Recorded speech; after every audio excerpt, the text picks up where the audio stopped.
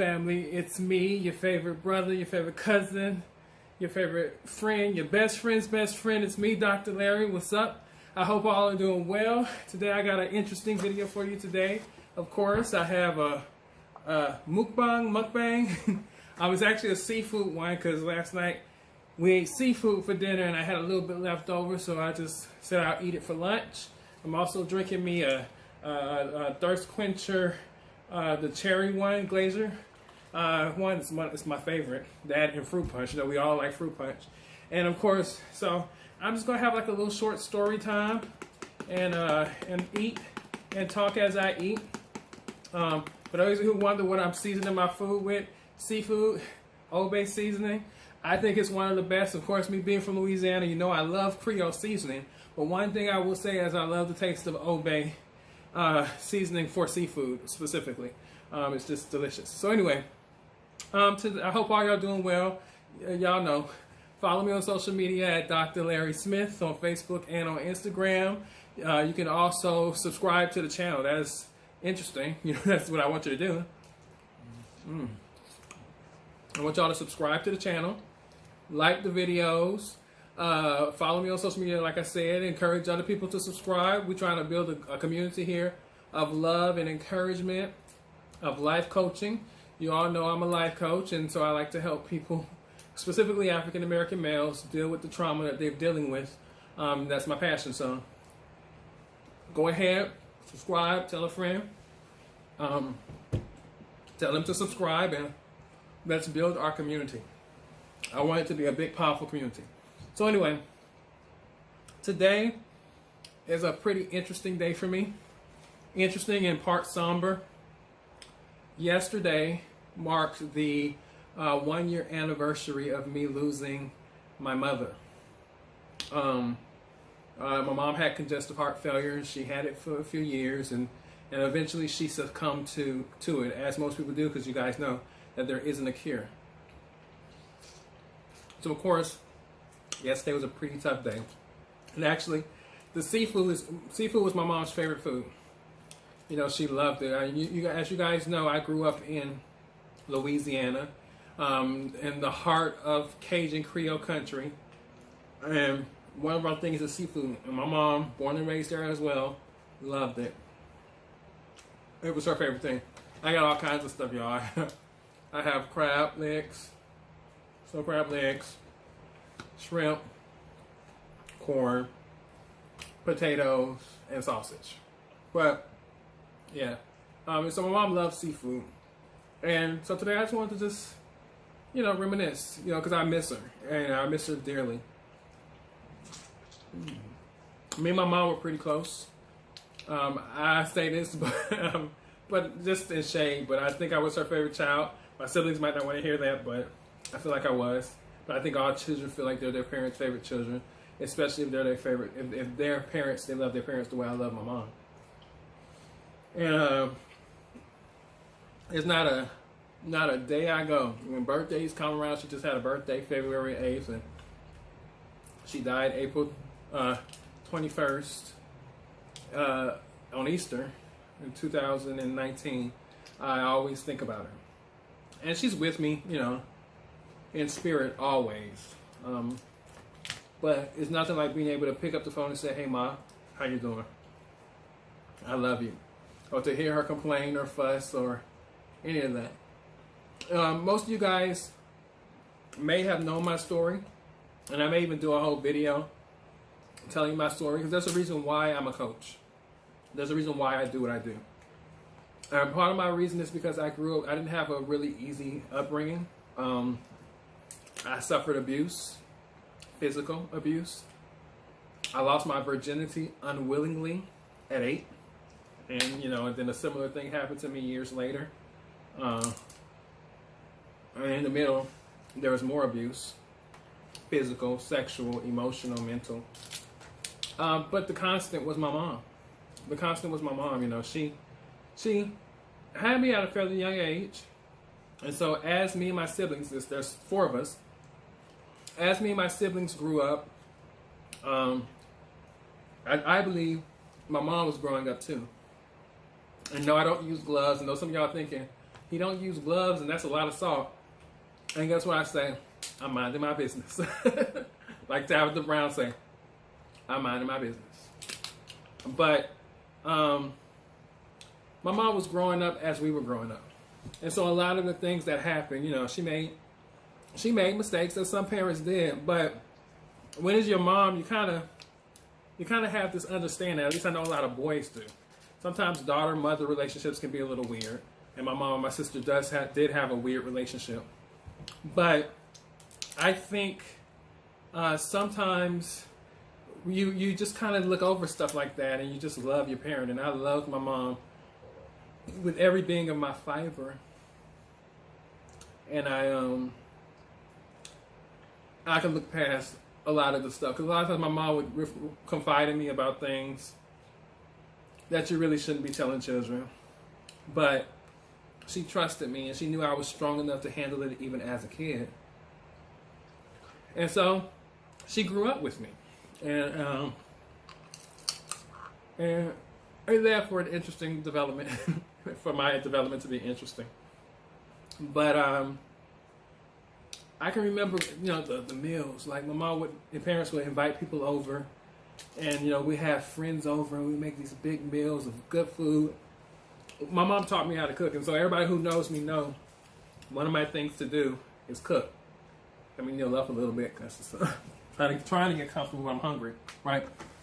One of the things that people who know me know is that I love to cook. I get that from my mom.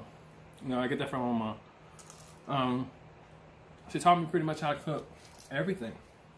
Another thing I get from my mom is my faith. Despite making mistakes, my mom always kept consistent faith. I didn't always agree with her choices in religion, but one thing I could admire was her consistency in her faith. That was always there. And so I just can't get it right with this sitting. I'm trying to find a comfortable way to sit and eat. But yeah, so she was consistent in her faith, and that was admirable. So she gave me faith. I grew up in a pretty strict household with strict religious values, but I don't regret it. I don't shade it, because I know that the intentions weren't to make me bad or to harm me. The intentions were to try to give me a good experience of life, something my mom didn't have. And so, you know, anytime I would talk to her, she would bring up faith, bring religion. But I felt it was her way of trying to save me in her mind. My mom, economically, we didn't always have. And there were times when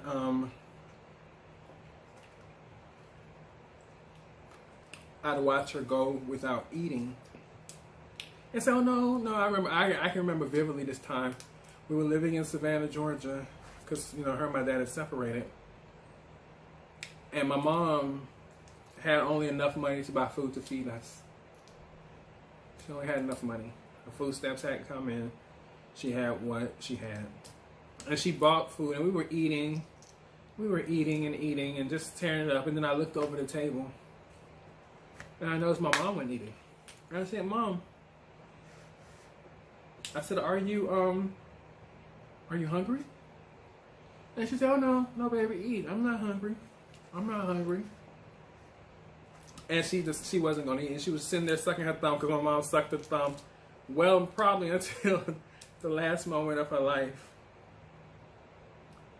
And I can recall being a kid, and I said, you know, I made the decision in my brain, me being the kid I was, oh, I'm not hungry anymore, Mom.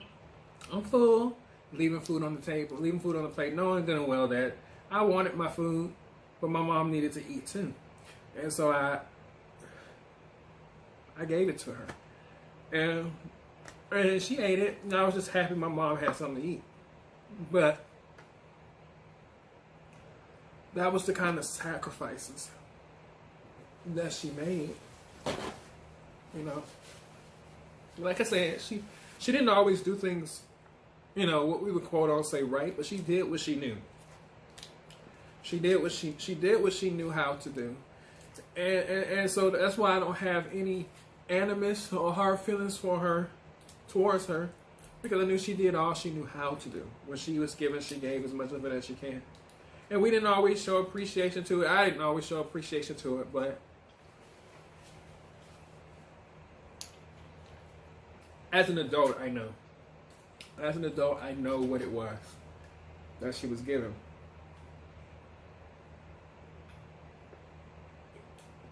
One of the things that I have issue with,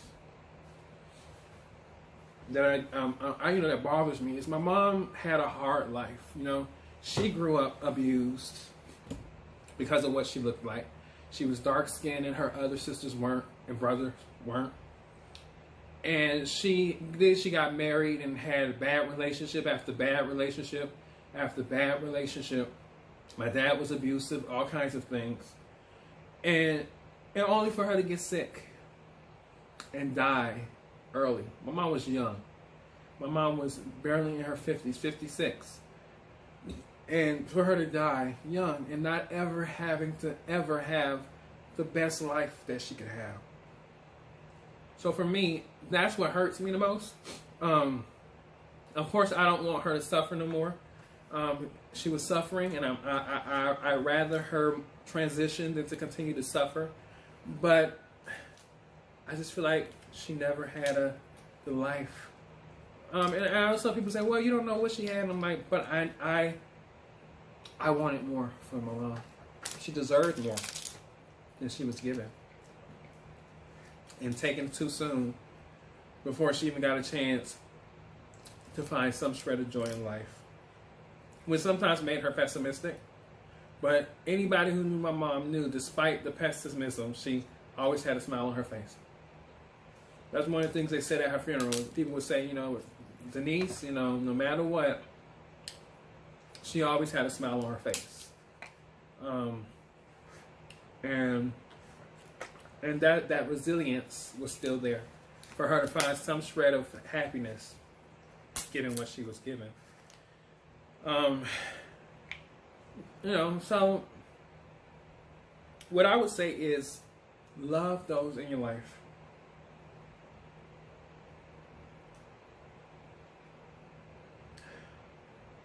People aren't meant to be here forever. They're not. And you never know when that moment comes that you're going to lose them. And so I think it's super important that you love them while they're here. You appreciate them, spend time with them, and care for them while they're here.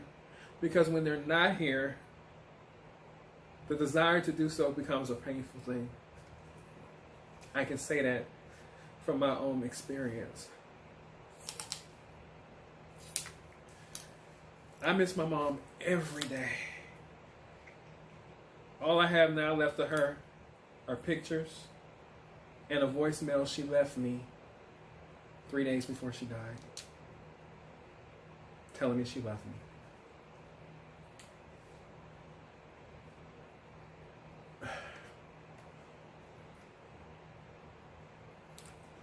Love people while they're here.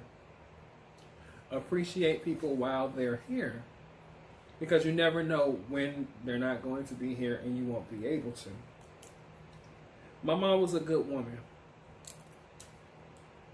She was a good woman.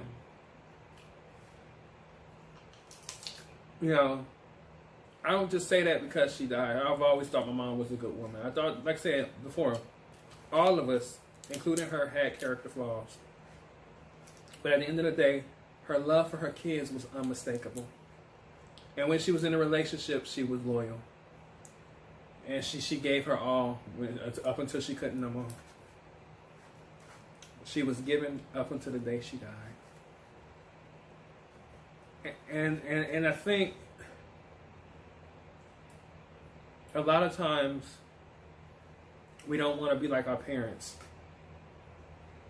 But that is one powerful thing of my mom that I want to continue to give. Compassion and passion for everybody. And that's why I do what I do. Because my mom taught me that you show love to your fellow man. You show compassion to those who need and help them. You be resourceful. You think smart. And you support people with love and compassion and kindness. I cry still, as you guys saw. I cry. But I think crying is healthy. I think crying is a way of releasing the blockage of the pain so that it doesn't cause you heartache. And so I cry sometimes. I cried yesterday. I think about her quite a bit. It's only been a year, but I think about her. I wish she was here.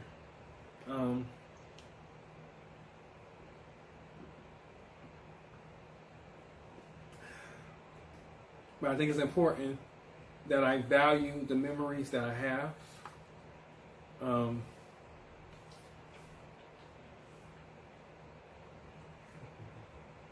And I continue to do her proud, even beyond the physical. But I want to emphasize, love first yourself.